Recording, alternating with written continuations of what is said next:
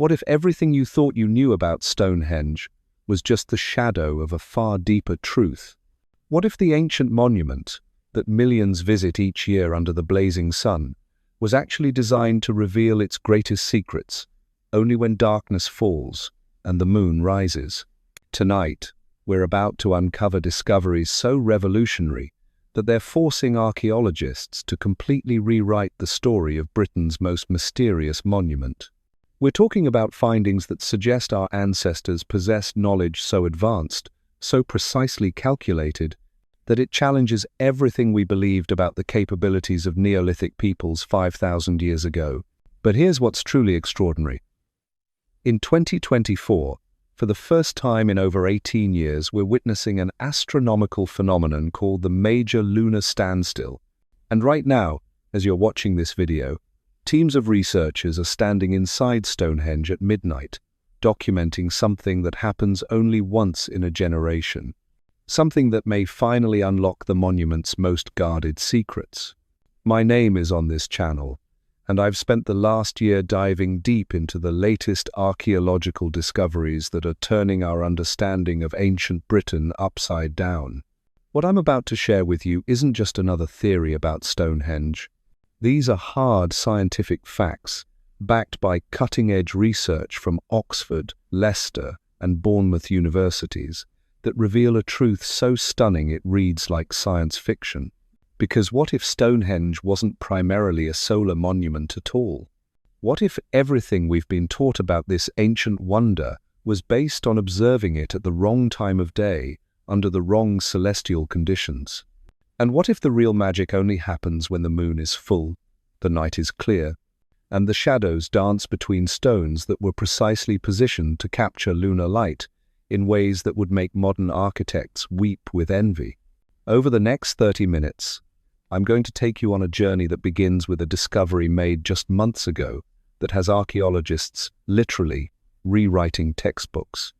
We'll explore how recent breakthrough research has revealed that Stonehenge's massive altar stone didn't come from Wales as believed for decades, but from Scotland, over 450 miles away.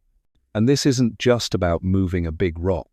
This discovery suggests that 5,000 years ago, there was a level of social organization, transportation technology, and cultural connection across Britain that we never imagined possible. But that's only the beginning. We're going to dive into the phenomenon happening right now in 2024, where for the first time in nearly 2 decades, the moon is reaching its most extreme positions on the horizon. This major lunar standstill is allowing researchers to test theories that have been waiting almost 20 years for validation. And what they're discovering is that Stonehenge may have been the world's first sophisticated lunar observatory, designed with mathematical precision that rivals modern astronomical instruments. You see, while everyone focuses on Stonehenge's famous summer solstice alignment with the rising sun, very few people know about the 4 mysterious station stones. These smaller stones, positioned at the corners of an almost perfect rectangle, align with the moon's most extreme positions during the Major Lunar Standstill. And here's the mind-bending part. This alignment only works at Stonehenge's exact latitude.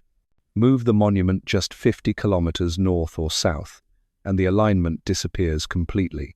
But we're going even deeper than that. Recent acoustic research has revealed that Stonehenge's bluestones, those smaller stones transported from Wales, possess extraordinary sonic properties.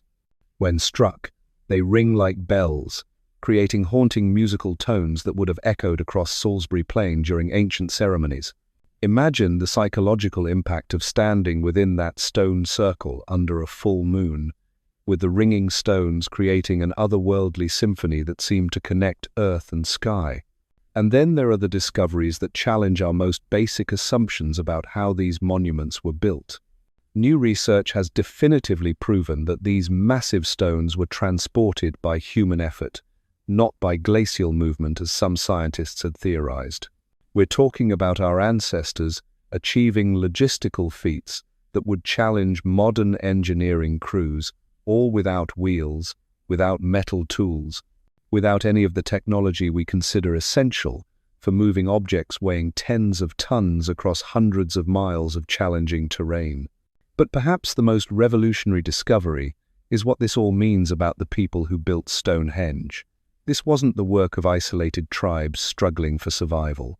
The evidence now suggests that Stonehenge was a symbol of unity, a monument that brought together communities from across Britain in an unprecedented display of cooperation and shared purpose. People travelled from Scotland, Wales, and distant corners of England, not just to visit, but to contribute to something larger than any single community could achieve alone. And here's where it gets personal. Recent analysis of cremated remains found at Stonehenge reveals that nearly half of the people buried there had lived somewhere other than Salisbury Plain. These weren't locals building a neighbourhood monument. This was a national project, a place where the ancestors of all Britain came together to create something that would endure for millennia. The implications are staggering. 5,000 years ago, when we've been taught that Britain was populated by scattered, primitive farming communities, there was actually a sophisticated network of communication, trade, and cultural exchange spanning the entire island. There were shared religious beliefs, common astronomical knowledge, and the organizational capability to coordinate the most ambitious construction project in European prehistory. Tonight, as we speak, researchers are standing in that ancient stone circle, watching as the moon reaches positions that our ancestors calculated with stunning precision. They're using modern instruments to verify alignments that were carved in stone before the pyramids were built, before Babylon rose, before Homer sang of Troy. And what they're finding is that our ancestors weren't just primitive farmers who occasionally looked up at the sky.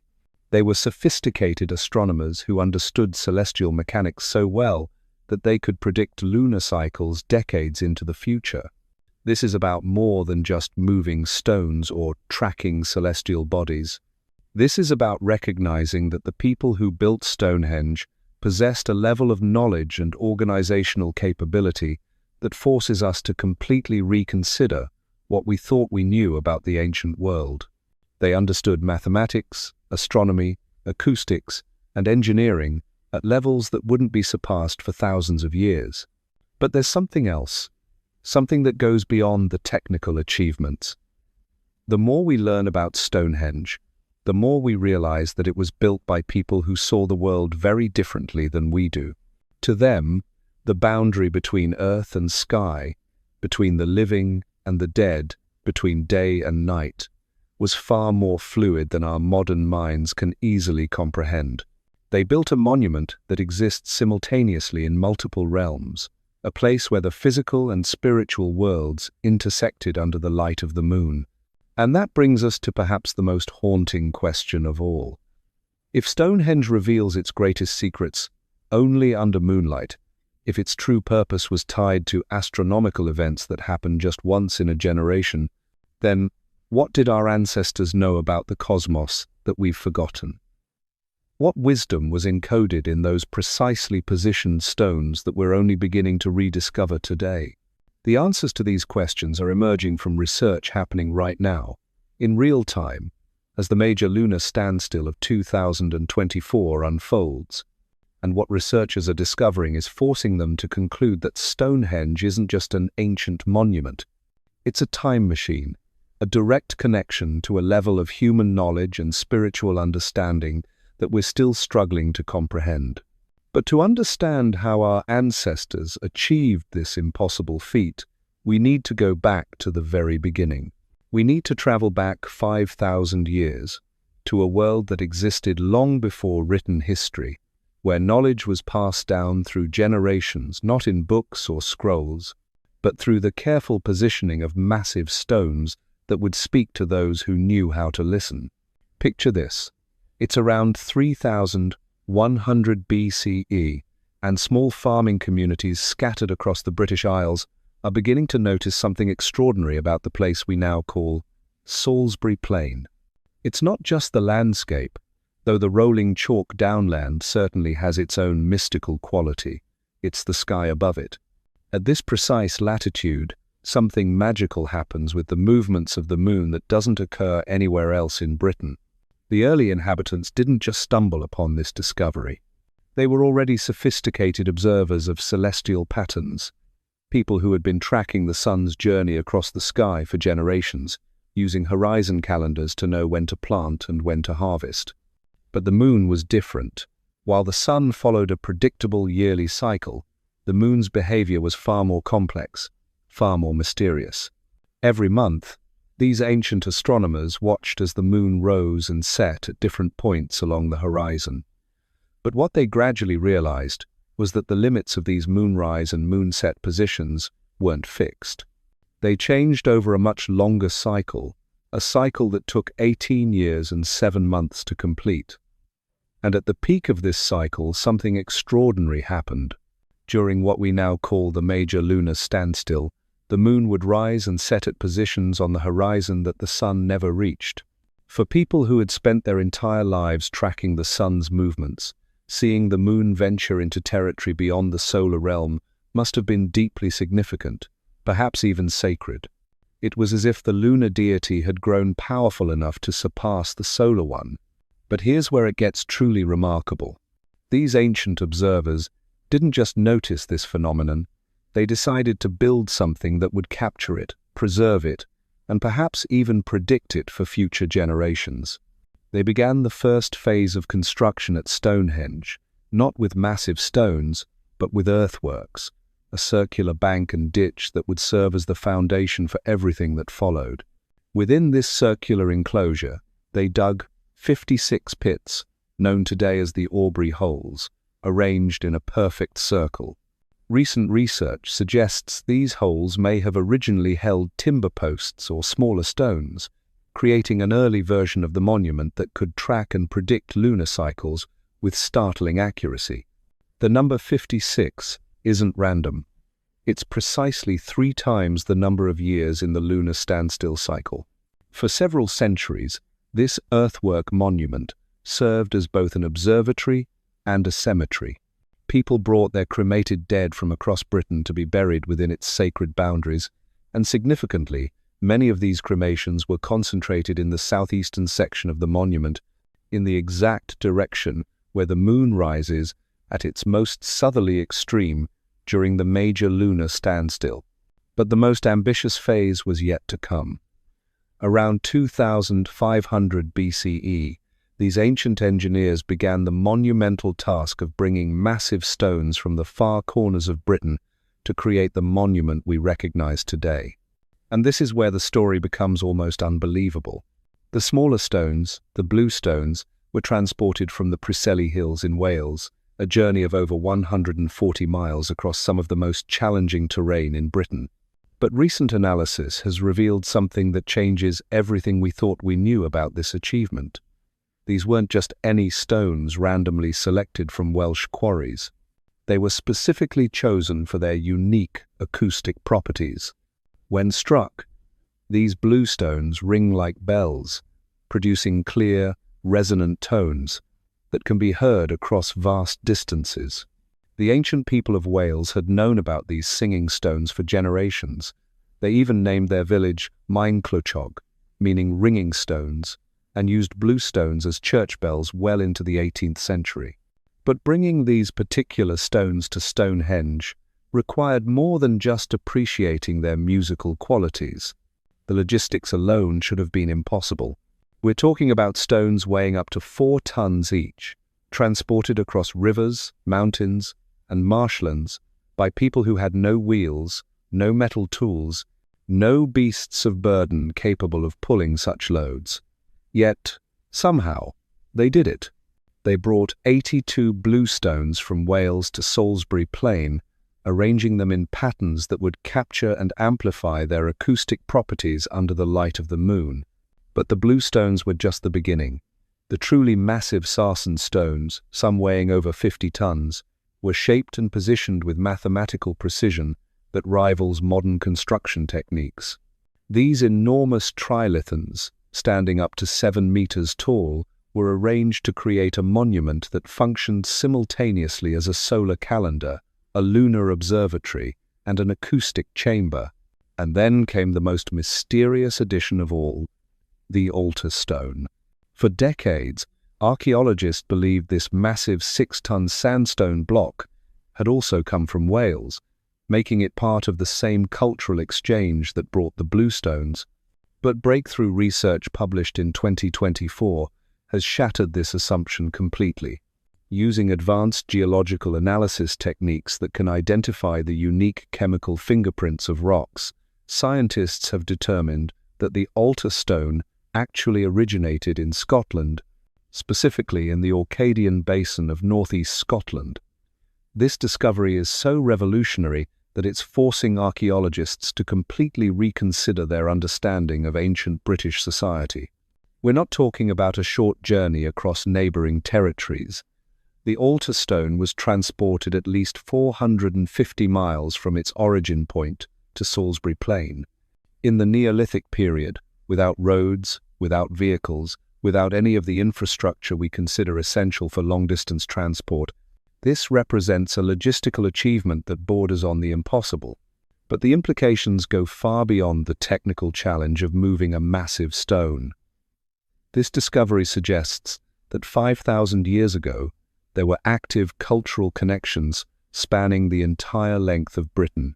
Communities in northeast Scotland were in communication with people on Salisbury Plain, sharing not just trade goods, but religious beliefs, astronomical knowledge, and architectural concepts. The researchers point to striking similarities between Stonehenge and the stone circles of northeast Scotland, particularly the recumbent stone circles found only in that region. These Scottish monuments feature large horizontal stones positioned in ways that mirror the placement of Stonehenge's altar stone. It's as if the Scottish communities were sharing their sacred architectural knowledge with the builders of Stonehenge, or perhaps the altar stone itself was brought as a gift to represent some form of alliance or collaboration between distant communities. This transforms our entire understanding of what Stonehenge represents. It wasn't just a local monument built by isolated farming communities. It was a national project, a symbol of unity that brought together the diverse peoples of Britain in an unprecedented display of cooperation and shared vision. The scale of this collaboration becomes even more apparent when we consider the other evidence. Analysis of animal bones found at nearby Durrington Walls, the massive village where Stonehenge's builders lived during construction, reveals that people came from across Britain, bringing their pigs and cattle with them. Strontium isotope analysis of human remains buried at Stonehenge shows that nearly half had grown up somewhere other than Salisbury Plain. This wasn't just a construction project, it was a pilgrimage, a gathering of communities from across ancient Britain who came together to create something that would endure for millennia. And they didn't just bring stones and labour, they brought their knowledge, their astronomical observations, their understanding of celestial cycles gathered from different latitudes across the island. But why? What could have motivated such an enormous undertaking? What was so important about this particular spot on Salisbury Plain that it was worth transporting massive stones from the far corners of Britain? The answer lies in those 4 mysterious station stones positioned at the corners of an almost perfect rectangle within the larger stone circle. These stones hold the key to understanding why Stonehenge had to be built exactly where it stands and nowhere else. At Stonehenge's precise latitude of 51 degrees, 10 minutes and 44 seconds north, something extraordinary happens that occurs nowhere else in Britain. During the Major Lunar Standstill, the rectangle formed by these 4 station stones aligns perfectly with the moon's most extreme rising and setting positions. Move Stonehenge just 50 kilometers in any direction, and this alignment vanishes completely. This isn't coincidence. This is evidence of astronomical knowledge so sophisticated that it challenges everything we thought we knew about Neolithic capabilities. Our ancestors didn't just happen upon this location and decide to build a monument. They surveyed the landscape, calculated celestial mechanics, and identified the one spot in all of Britain where the moon's most extreme positions could be captured and predicted with mathematical precision. ca. Peter Newham first identified this lunar alignment in 1966, noting that the long sides of the rectangle created by the station stones matched the moon's rise and set positions during the Major Lunar Standstill. But it's taken decades of additional research to understand the full implications of this discovery. What we're seeing is evidence of an ancient civilization that understood lunar cycles well enough to build a permanent observatory that could predict these rare astronomical events generations into the future. Think about what this means. The Major Lunar Standstill happens only once every 18.5 years. For the builders of Stonehenge to understand this cycle well enough to encode it in stone architecture, they must have been observing and recording lunar movements for multiple generations. This represents a level of cultural continuity and knowledge preservation that we've never credited to Neolithic societies. But the station stones reveal something even more profound. They suggest that Stonehenge was designed not just to observe astronomical events, but to predict them. By understanding the geometric relationships encoded in the monument's architecture, ancient astronomers could have calculated when the next major lunar standstill would occur, decades or even centuries in advance. This transforms our understanding of what was happening at Stonehenge during the Neolithic period. We're not looking at primitive farmers occasionally glancing up at the sky.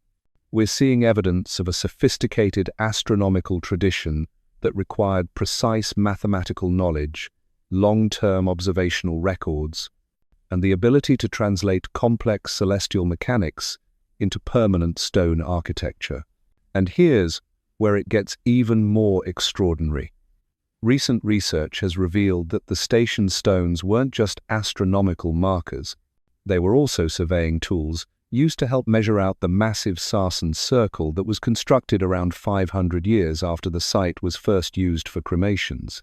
This suggests that the lunar alignments weren't an afterthought added to an existing monument. They were the foundation principle around which the entire structure was designed. Dr. Fabio Silva from Bournemouth University, who's leading the current research into Stonehenge's lunar alignments, explains that we're dealing with some of the earliest examples of prehistoric people investigating and documenting celestial positions. But unlike solar observations, which follow a predictable yearly cycle, tracking lunar standstills requires understanding patterns that unfold over nearly 2 decades. The implications are staggering. For ancient farming communities, whose lives revolved around seasonal cycles and agricultural timing, the ability to predict rare astronomical events would have represented a form of power beyond anything we can easily imagine. The priests or astronomers who could announce that the moon would reach its most extreme position in 3 years' time, or that the great standstill was approaching, would have wielded influence that extended far beyond their local communities. This might explain why Stonehenge became such a focal point for ancient British society. It wasn't just a temple, or a cemetery, or an observatory. It was the place where the secrets of time itself were encoded in stone, where the movements of the cosmos could be read by those who understood the monument's hidden language. But there's another dimension to this story that's equally extraordinary. The research teams currently documenting the 2024 Major Lunar Standstill have made observations that add an entirely new layer to our understanding of how Stonehenge was designed to interact with moonlight. During their nighttime observations throughout 2024, researchers have documented how the moon's light interacts with the stones in ways that are invisible during daylight hours. The bluestones, with their distinctive composition and carefully worked surfaces, don't just ring when struck. They catch and reflect moonlight in patterns that transform the entire character dark of the monument after. Heather Sabaya, English Heritage's senior curator for Stonehenge, has noted that some of the bluestones caught the moonlight beautifully, suggesting that their selection may have been influenced not just by their acoustic properties, but by their visual qualities under lunar illumination. When the moon reaches its extreme positions during the Major Lunar Standstill, these stones create patterns of light and shadow that would have been invisible to previous generations of researchers, who studied the monument primarily during daylight hours. This adds an entirely new dimension to our understanding of how Stonehenge was meant to be experienced. We've been studying a monument designed for nighttime observation as if it were primarily a daytime structure. It's like trying to understand the beauty of a stained glass window by examining it from the outside with the lights turned off. The acoustic properties of the bluestones take on even greater significance when we consider how they would have been used during nighttime ceremonies. Sound travels differently at night, when atmospheric conditions are more stable and background noise is reduced. The ringing tones produced by striking the bluestones would have carried across Salisbury Plain for miles, creating an auditory experience that connected the monument to the broader landscape in ways that would have been impossible during the day. Imagine standing within that stone circle during a major lunar standstill 5,000 years ago. The moon rises from a position on the horizon where you've never seen it before, casting light through the carefully positioned stones in patterns that occur only once in a generation. The bluestones ring with haunting tones that echo across the downs, while the massive trilithons frame the lunar disk as it traces its extraordinary path across the night sky. For the ancient communities who had spent decades preparing for this moment, tracking the moon's approach to its extreme position, the experience must have been overwhelming. This wasn't just astronomy, it was a profound spiritual experience that connected human observers to cosmic forces beyond their everyday comprehension. But the current research is revealing something even more remarkable about how our ancestors understood these cosmic connections.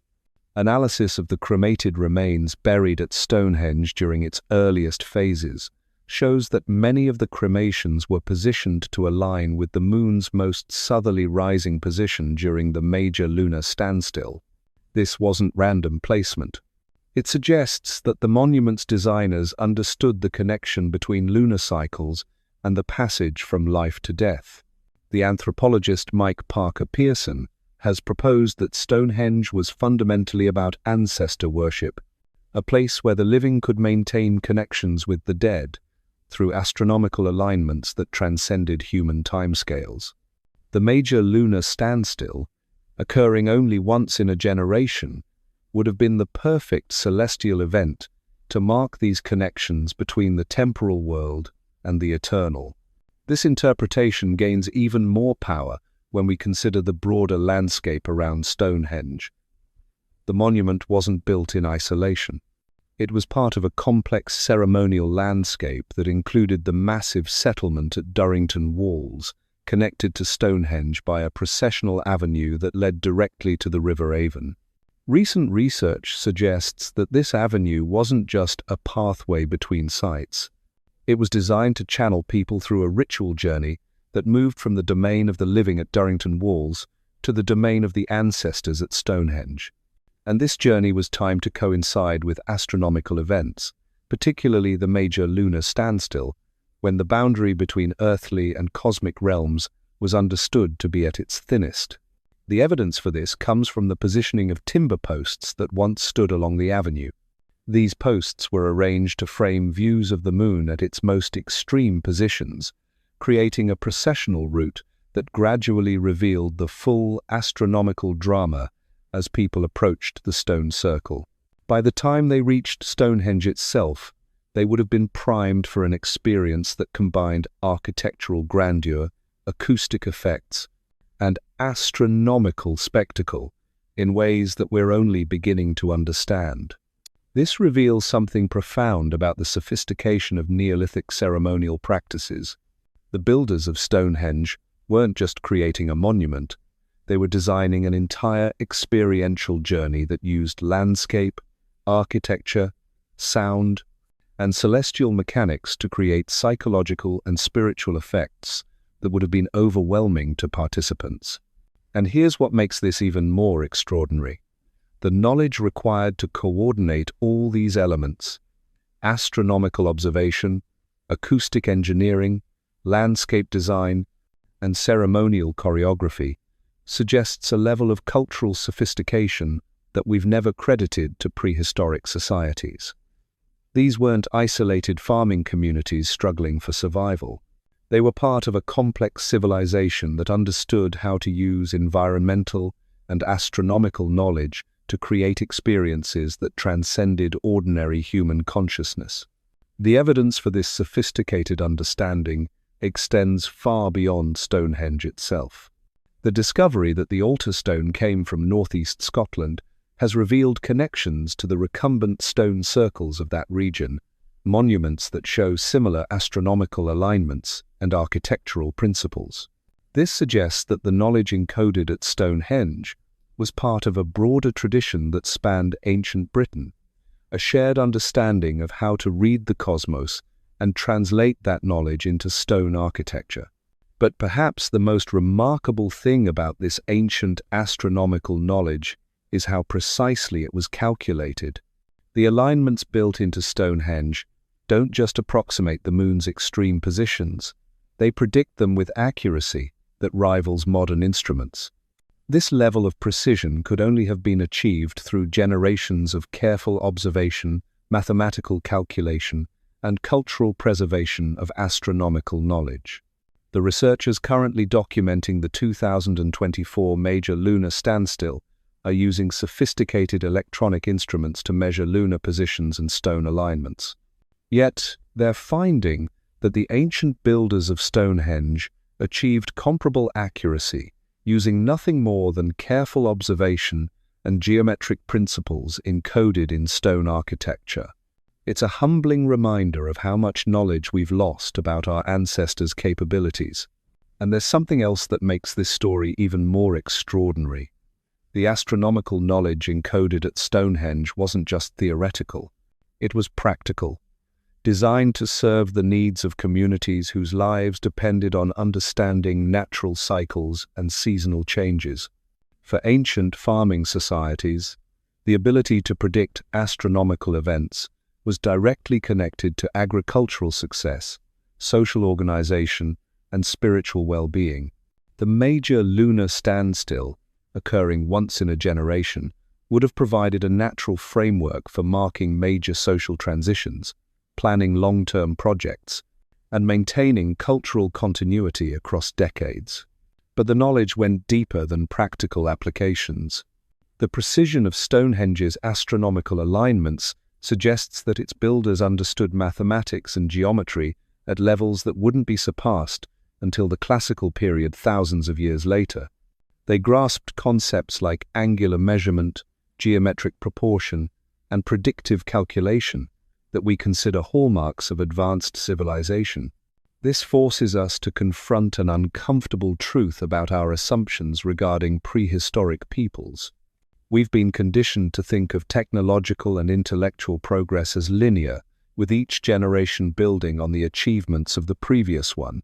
But Stonehenge represents evidence of knowledge and capabilities that were achieved once and then lost, only to be rediscovered thousands of years later using completely different methods and technologies. The builders of Stonehenge possessed a form of wisdom that we're still struggling to understand. They knew how to read the cosmos, how to encode astronomical knowledge in permanent architecture, and how to create experiences that connected human consciousness to celestial mechanics in ways that transcended ordinary perception. And they accomplished all of this without writing, without metal tools, without any of the technologies we consider essential for such achievements. Their libraries were stone circles. Their computers were geometric relationships. Their internet network of astronomical knowledge share was aired across hundreds of miles of ancient Britain. But there's one more layer to this story that makes it even more extraordinary. The research happening right now as the 2024 Major Lunar Standstill unfolds is revealing that our ancestors' astronomical achievements may have been even more sophisticated than we imagined. The teams documenting this once-in-a-generation phenomenon have discovered something that's forcing them to question everything we thought we understood about prehistoric astronomical capabilities. It's not just that the ancient builders of Stonehenge could predict when the Major Lunar Standstill would occur. The evidence now suggests they understood the subtle variations within the standstill period itself. You see, The Major Lunar Standstill isn't a single event. It's a 2-year period during which the Moon reaches its most extreme positions multiple times, with slight variations in each occurrence. Modern astronomers use sophisticated instruments to track these minute differences. But the researchers at Stonehenge have found evidence that the ancient builders incorporated these subtle variations into their monument's design. The station stones don't just align with the Moon's extreme positions, they're positioned to capture the entire range of variation within the standstill period, creating what amounts to a stone computer capable of tracking lunar mechanics with a precision that shouldn't have been possible without modern instruments. Dr. Silver's team has documented alignments that account for atmospheric refraction, the slight bending of moonlight as it passes through Earth's atmosphere. This is the kind of detail that modern astronomers didn't fully understand until the 20th century. Standing beneath those ancient stones tonight, watching the Moon trace its ancient path across the sky, we're witnessing something extraordinary. We're seeing through the eyes of our ancestors, understanding for the first time that they weren't primitive farmers gazing randomly at the heavens.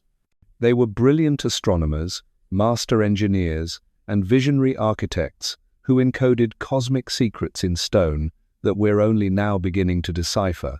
The next major lunar standstill won't occur until 2043, but the questions Stonehenge has awakened will echo far beyond that distant night. What other knowledge lies hidden in plain sight, waiting for us to look at the world through ancient eyes? What other mysteries are we missing because we're studying them at the wrong time, in the wrong light?